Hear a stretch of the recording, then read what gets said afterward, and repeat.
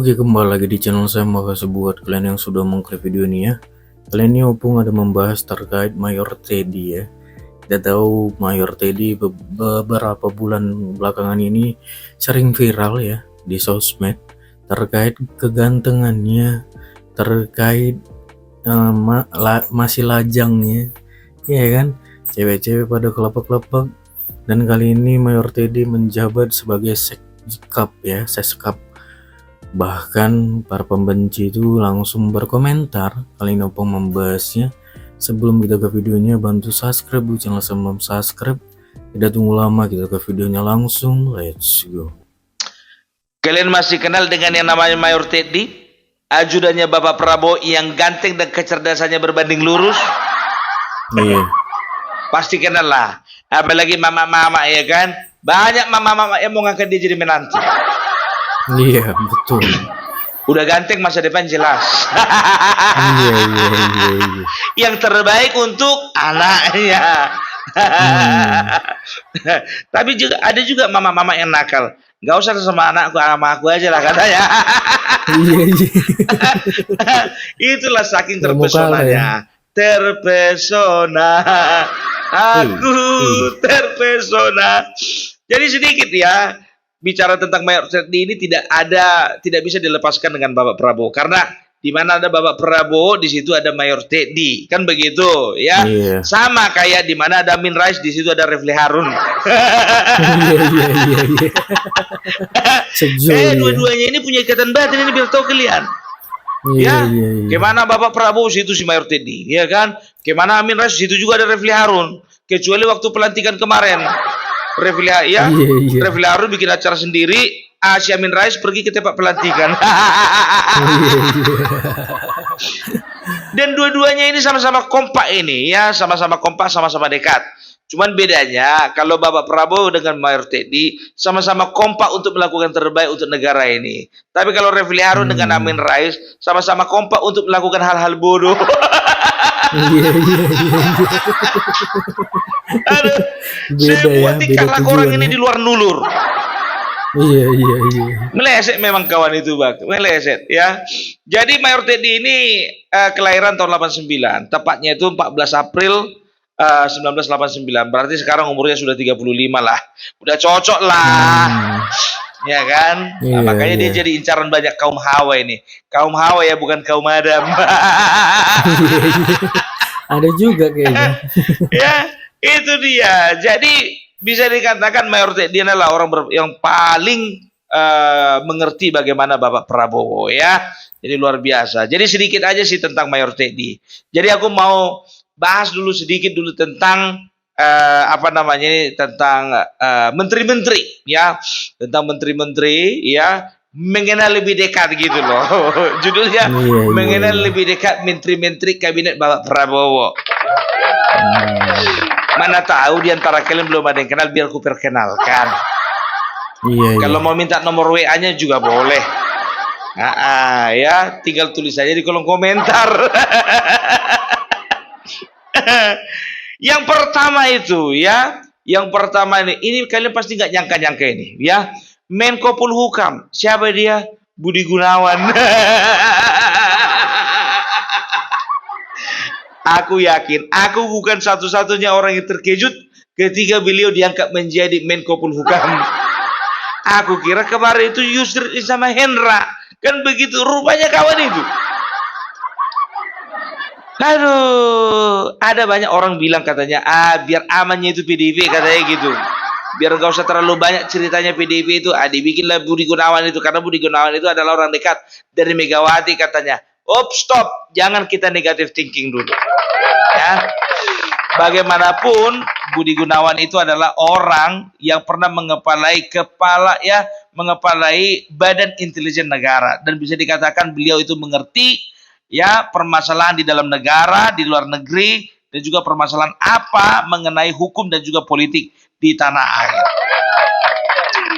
Wajar ya. Jadi kita doakanlah beliau bisa melakukan pekerjaan dengan baik, kan begitu.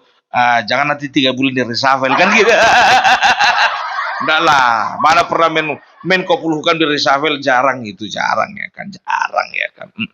Setelah itu yang kedua ya, yang kedua itu ada Menko Bidang Hukum Hak Asasi Manusia dan Pemasyarakatan ya.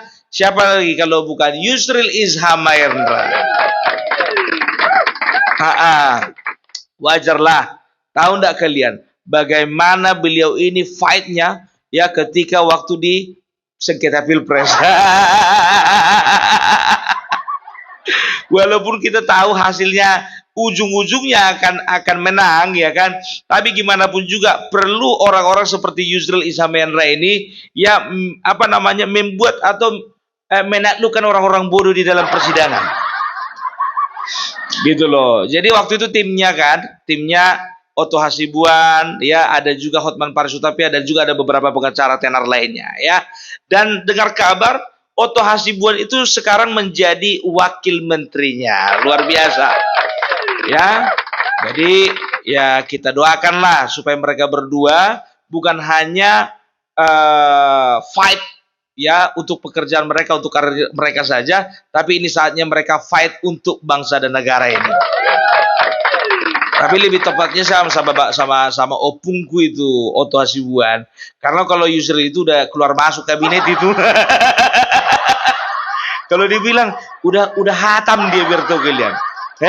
Udah banyak makan asam garam, kebanyakan pun garamnya. Saking udah familiar dia dengan kabinet, ya kan? Sejak tahun berapa itu? Kalau nggak salah sejak zaman Gus Dur.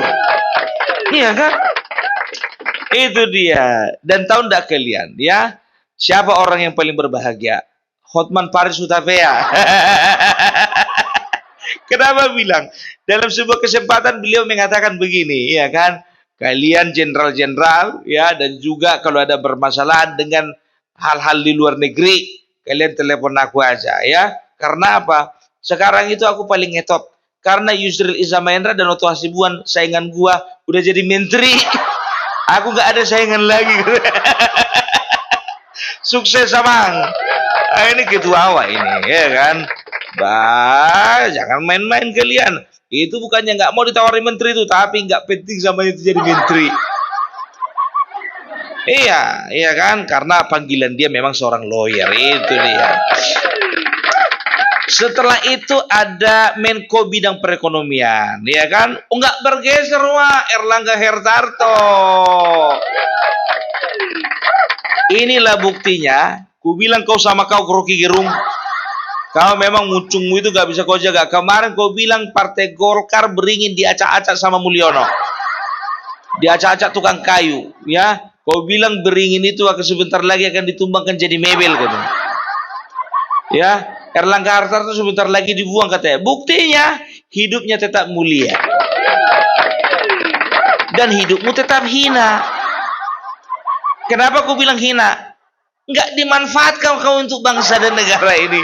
Padahal biar tahu kalian, beberapa tahun yang lalu waktu Bapak Prabowo bikin kabinet abal-abal, kita katakanlah dulu kemarin kabinet abal-abal 2014-2019, ada nama si Rocky Gerung. Ada. Makanya aku bilang dia termasuk salah seorang yang sakit hati karena apa? Nggak bisa di dalam lingkungannya, di dalam lingkarannya Prabowo, dihambat. Karena apa? Rusak negara ini.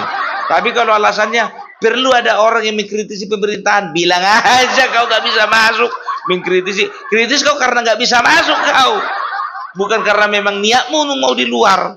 Banyak kali gaya. Setelah itu ada Pratikno, ya. Pratikno itu sekarang itu menjadi Menko Bidang Pembangunan Manusia dan Kebudayaan. Sebelumnya dia itu Mensesnek, ya, Menteri Sekretaris Negara, ya. Dan beliau juga dalam satu wawancara juga tidak menyangka bahwasanya dia mendapat kepercayaan dari Bapak Prabowo, ya, untuk menjadi Menko. Menko, wah, naik kelas. Kemarin dia cuma sekretaris negara, sekarang Menko. Ya, membidangi beberapa kementerian. Ya, tapi memang seperti itulah. Ya, untuk apa dipilih orang lain yang harus belajar lagi? Orang di dalam kan juga lebih familiar, lebih bagus. Gak perlu lagi beradaptasi lagi. Itu namanya misi keberlanjutan. Inilah yang nggak diketahui sama si Refli Harun. Ya, itu dia. Setelah itu ada Menko Bidang Infrastruktur dan Pembangunan Kewilayahan. Siapa lagi kalau bukan Agus Harimukti Yudhoyono. Anaknya Bapak SBY, bukan Faisal Assegaf. Jangan sampai salah kalian. Ada Yudhoyono di belakang. Nggak ada Assegafnya di belakang ya. Perhatikan kalian, jangan salah-salah nama. Kadang orang-orang sebelah ini suka ngaku-ngaku. Kemarin kayak gitu Anies Baswedan, diakuin mereka bakalan menggantikan si Gibran. Nih, lapet.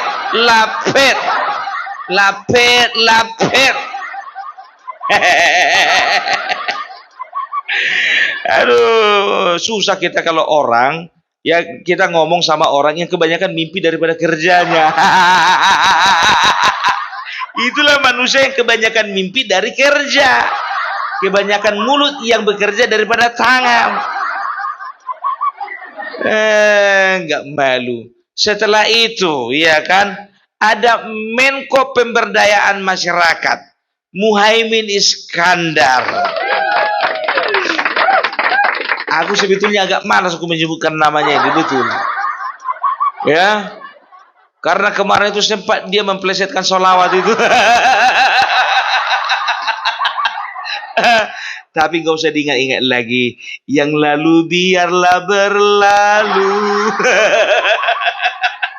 Jangan pernah disesalkan. Yang nyesal bukan dia, Anies. Nis, gimana kabarmu Nis? Tahu kalian begitu dipanggil dia Kertanegara, ya kan, si Muhaimin Iskandar ini. Kalian tengok jalannya itu goyang itu gini. Bahagia kali dia. Aku jadi ingat sama kata-katanya Bapak Prabowo ini. Saya sudah menempatkan intil-intil di beberapa partai. Jadi aku sempat berpikir, yang intelnya kawan ini memang diperalat untuk merusak suaranya si Anies. Bisa jadi. Baru terjawab. Anies malang kali nasibmu. Setelah itu ada Zulkifli Hasan. Kalau kemarin dia Menteri Perdagangan, sekarang naik kelas dia jadi Menko Bidang Pangan. Bung, apa hubungannya rupanya perdagangan sama pangan? Mana bisa orang makan kalau nggak dagang? Kalau nggak ada transaksi jual beli, mana bisa orang makan? Itulah dulu apanya, ya kan, apa namanya, analogi yang paling sederhana gitu loh. Ya. Setelah itu ya ada Prasetyo Hadi, ya. Prasetyo Hadi ini Menteri Sekretaris Negara. Bagi kalian yang nggak tahu siapa Prasetyo Hadi, ya, Prasetyo Hadi itu adalah bisa dikatakan ya beliau ini adalah kader Gerindra asli, ya, dan beliau itu orang yang sama-sama membangun Gerindra dari awal pada tahun 2008 dulu. Wajar lah, ya, namanya juga orang pelopor pendiri, ya sudah pasti mendapatkan jatah. Iya. Tapi harus berbanding lurus dengan kompetensi. Itu dia. Ya, setelah itu ada Menteri Dalam Negeri, tidak bergeser, Muhammad Tito Karnavian.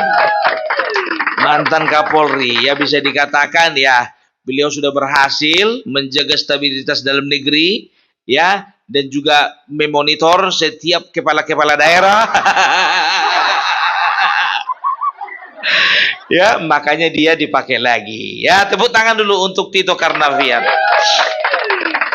Ya, setelah itu ada Menteri Luar Negeri. Jangan ketawa kalian kalau kupanggil namanya ya, Sugiono. Tanpa embel-embel kakek. Wajar kalian nanti. Bukan kakek Sugiono, Sugiono. Ya, beliau ini pun juga merupakan, ya, beliau ini juga merupakan orang dekatnya Bapak Prabowo. Ya, asli kader Gerindra, luar biasa. Ya. Setelah itu ada Menteri Pertahanan, ya. Menteri Pertahanan itu Syafri Samsudin. Siapa itu? Syafri Samsudin waktu pemerintahan Joko Widodo kemarin beliau adalah Wamenhan, wakil Menteri Pertahanan, yang mana Menteri Pertahanannya sekarang jadi presiden. Jadi udah tahu lah kinerja wakilnya. Susah-susah angkat jadi Menteri Pertahanan langsung. Iya kan? Iyalah, apalagi ya kan. Ya, setelah itu ya ada Menteri Agama. Menteri Agama itu Nazarudin Umar. Tepuk tangan dulu. Ya, jadi bisa dikatakan beliau itu, aku terharu kali, tahu enggak kalian?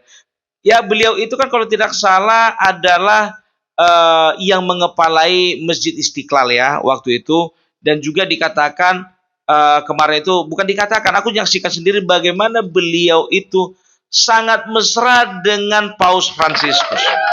Itu artinya apa? Ya, itu artinya apa? Artinya bisa dijamin bahwa kadar toleransi Bapak ini memang betul-betul di atas 99%.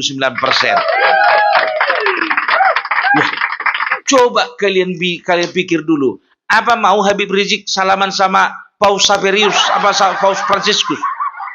Nggak yakin aku. Iya kan? Jadi di situ Bapak Nazarudin ini menunjukkan bahwasannya ya inilah keindahannya Indonesia, di mana umat beragama satu dengan lainnya itu bisa saling berdampingan. Dan yakin aku ya untuk kedepannya hati-hati, intoleransi tidak mendapat tempat di negeri ini. Iya, itu dia. Setelah itu ada Menteri Hukum, ya. Menteri Hukum itu Bapak Supratman Andiatgas. Bisa dikatakan beliau ini adalah orang kepercayaan dari Bapak Prabowo juga, ya. Kader. Iya dong. Ya jangan merepek kalian kalau kader dari Gerindra lebih banyak daripada yang lain. Nah, ketua umumnya Gerindra, Wak. Sama kayak ketua umum PDIP kemarin itu. Kalau misalnya apa kan, kalau kebanyakan dari PDIP juga. Tapi kan nggak ada yang komplain kan. Selama itu memiliki kompetensi. Jangan dimakan-makan dana COVID. Siapa ya? Ada deh. Berapa M ya? Banyak. Aduh. Setelah itu biar tahu kalian, ada Menteri Hak Asasi Manusia. Siapa? Natalius Pigai. Yang mana itu? Itu teman kita, saudara kita dari Papua yang pernah satu kesempatan ya satu frame dengan Refli Harun, ya kan? Nggak bisa ngomong si Refli Harun dibikinnya. Dia membisu. Merasa bodoh lah si Refli Harun waktu itu. Bukan tanpa alasan, ya beliau ini diangkat menjadi Menteri HAM, ya karena memang beliau ini adalah salah satu anggota dari Komnas HAM. Itu ya. Dan kalau tidak salah ketika jadi prajurit, beliau ini juga adalah salah seorang bawahan loyal dari Bapak Prabowo Subianto. Ya, tepuk tangan dulu untuk Natalius Pigai. Pace, ya jangan lupa kok kalau misalnya sudah jadi menteri itu kok harus baik-baik ya. Ya, kok jangan lupa sama teman-teman, kok jangan lupa dengan Tuhan, jangan lupa dengan rakyat. Oke, Pace. Aku sumakan atau belum? Itu dia. Baru yang ke-15 itu ada Agus Adrianto, ya, Menteri Imigrasi dan Pemasyarakatan. Siapa beliau? Beliau itu adalah Wakapolri. Kapolri kan masih Listio Sigit. Jadi wakilnya itu adalah Agus Adrianto, ya. Dan juga beliau itu bisa dikatakan sudah malang melintang dari tahun 89 sudah Sumatera Utara, Bang. Luar biasa. Namanya Jawa, mukanya Jawa. Tapi kalau akalnya ini akal orang Batak, ini biar tahu kalian. Anak Medan nih, wah, anak Medan. Makanya udah cocok lah ini ya, Menteri Imigrasi dan juga Pemasyarakatan, ya. Betahlah kalian di dalam pemasyarakatan itu. Ya, beliau adalah wakil dari Kapolri ya, dan juga kalau tidak salah sebelum jadi Wakapolri beliau itu menjabat sebagai Kapolda Sumut. Sebelum Kapolda Sumut, Wakapolda Sumut. Ya, jadi kayaknya kenal aku orang ini. Iya, ya pokoknya ya kenal lah, ya kenal begitu-gitu aja sih. Selanjutnya ada Menteri Keuangan, nggak jauh-jauh dari Sri Mulyani. Ini cocok ini memang di mana-mana Pak. Ya, yang namanya Menteri Keuangan itu maunya perempuan, karena nggak sembarangan dia mengeluarkan uang. Dan juga instingnya tajam itu. Jangankan kas negara, isi dompet suami pun hafal dia.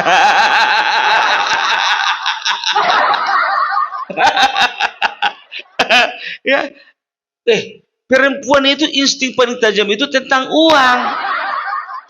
Bukan masalah kesehatan suami, pekerjaan suami, apa mau suami, bukan. Mereka itu instingnya lebih tajam dengan uang suami. Makanya udah cocok ini perempuan. Ya kalau bisa untuk nextnya, kalau Ibu Suryani, Ibu Sri Mulyani nggak bersedia lagi Pak Prabowo, kalau bisa yang lain perempuan juga, jangan laki-laki. Kalau laki-laki ini banyak kali akalnya, biar tahu kalian. Kalau perempuan pegang uang 100.000 bisa nambah itu jadi 200.000, jadi 300.000. Karena apa? Dicomotnya dari uang dari dompet suami yang dimasukkan ke kas dia untuk kebutuhan rumah tangga. Tapi kalau suami enggak, iya kan? Kalau ditanya, ada uangmu Pak? Nggak ada uangku katanya. Padahal di dompetnya ada 100.000 tuh. Paling pandai menyembunyikan uang. Tengok aja di sela-sela dompet. Ya, di kantong celana yang tidak bisa diraba-raba soal istri. Di kotak rokok.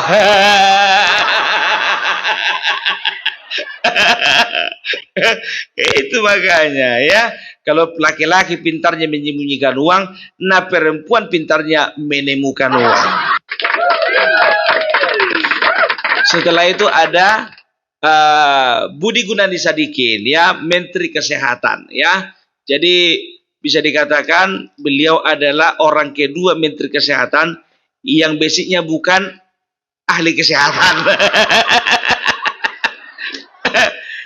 Pernah ada kejadian tahun 1989, kalau nggak salah namanya Muntani Gultom atau Sitompul lah, orang Batak itu ya. Beliau itu juga bukan punya basic kesehatan, tapi beliau juga mengepalai Kementerian Kesehatan. Jadi Budi Gunadi Sadikin ini tahun 2020 ketika Dokter Terawan ngangkat bendera putih, ya akhirnya beliau lah. Padahal dia itu adalah bisa dikatakan pure pengusaha loh. Ya kan? Tapi itulah dia, dunia kesehatan itu hati-hati. Kadang-kadang kental juga dengan dunia bisnis. Makanya harus orang bisnis yang mencium adanya penyelewengan di Kementerian Kesehatan. Sungguh betul-betul keputusan yang tepat. Gitu. Kalau dokter ini kan mana nggak terlalu open dia masalah keuangan dia kan. Yang penting datang pasien, operasi selesai, suruh pulang. Kan begitu.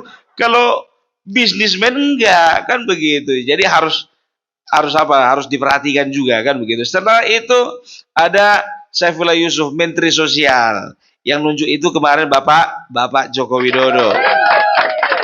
Ini pun juga sama kayak Yusril Iza Mahendra. Keluar masuk kabinet ini biar tahu kalian. Udah paham dia. Berapa toilet di kantor kementerian tahu dia itu. Berapa pintu masuk, berapa pintu keluar tahu dia itu. Udah hafal dia. Aduh, itu dia. Setelah itu ada Agus Gumiwang Kartasasmita. Agus Gumiwang Kartasasmita ini menjadi Menteri Perindustrian. Beliau itu adalah bisa dikatakan kadernya Golkar ya. Kemarin masa Jokowi juga Menteri Perindustrian, sekarang juga Bapak Prabowo juga Menteri Perindustrian. Mantap. Ya, itu. Setelah itu ada Menteri Perdagangan, itu Budi Santoso ya. Setelah itu ada Marwarar Sirait. Ini yang kita tunggu-tunggu ya. Marwar Sirait itu ditugaskan untuk menjadi Menteri Perumahan dan Kawasan Pemukiman, ya. Setelah 10 tahun loh. Sakitnya tuh di sini. Ketika kita punya kompetensi dan kesempatan menjadi seorang menteri, dijegal. Kena pijak. Ternyata keputusan beliau untuk pindah dari kubu sebelah sana masuk ke tengah-tengah adalah keputusan yang tepat. Ya, nggak bisa dianggap remeh. Kalau Bang Arai ini masanya banyak, wah. Dan juga bisa dikatakan ini orang yang tahu kerja ini, nggak tahu ngomong doang gitu loh. Dan bukan tipikal orang yang nyonyornya itu nggak bisa dijaga. Kayak yang sebelah sana yang satu marga sama aku. Apa-apa salahkan Jokowi, apa-apa salahkan dinasti, apa-apa salahkan istana, ya kan? Begitu ketahuan ketua umumnya juga melakukan praktek politik dinasti, diam semuanya, mingkem.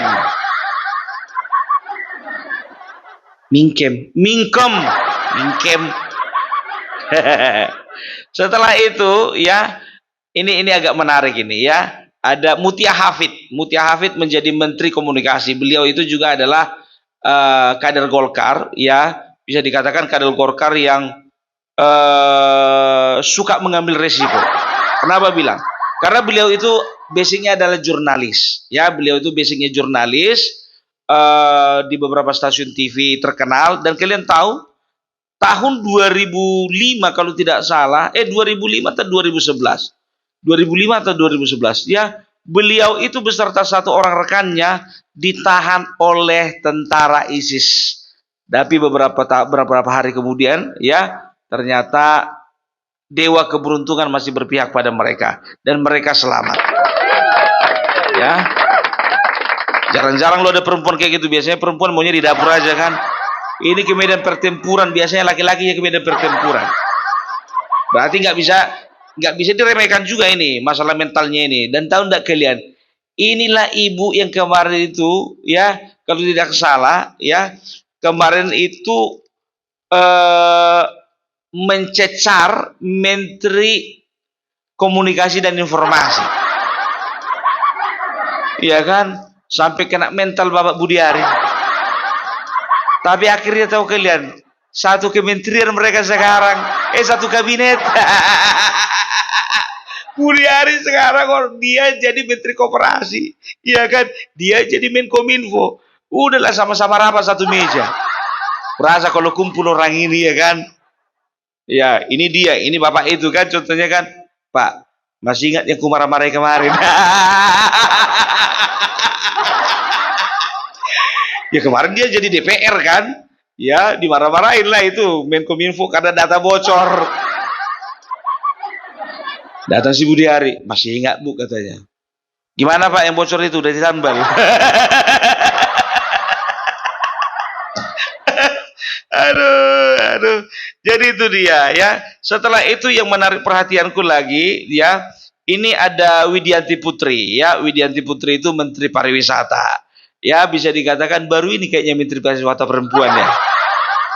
Jadi untuk Bapak Presiden dan juga bapak-bapak yang jadi presiden nantinya, kalau bisa Menteri Pariwisata untuk seterusnya perempuan lah.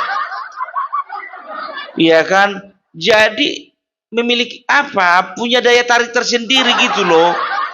Kalau Menteri Pariwisatanya perempuan, ya kan? Kita itu bisa di kabinet itu bisa rapat sambil berwisata mata ini kan begitu. Cantik juga rupanya kan begitu kan? Memang kebetulan cantik ibu itu. Iya, itu istilahnya saja sih sebetulnya ya kan. Karena apa? Biasanya orang yang cantik itu lebih mengutamakan estetika. Dan orang yang mengutamakan estetika itu biasanya cocok dengan jalurnya pariwisata. Ya kan? Udahlah dulu ya. Ini udah 28 menit, udah lama kali kita ngobrol-ngobrol. Tadinya kita bicarakan masalah Mayor Teddy, kok kita ngomongin juga masalah data bocor.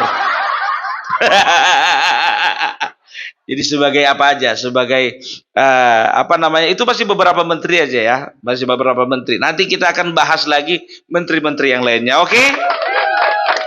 Oke lah dulu kalau kayak gitu ya. Salam Parbelak, salam NKRI, NKRI harga mati. Oh gitu ya pembahasan opung terkait Mayor Teddy ya. Wah gimana menurut kalian, coba komen di bawah dan sampai bertemu di video saya selanjutnya. Buat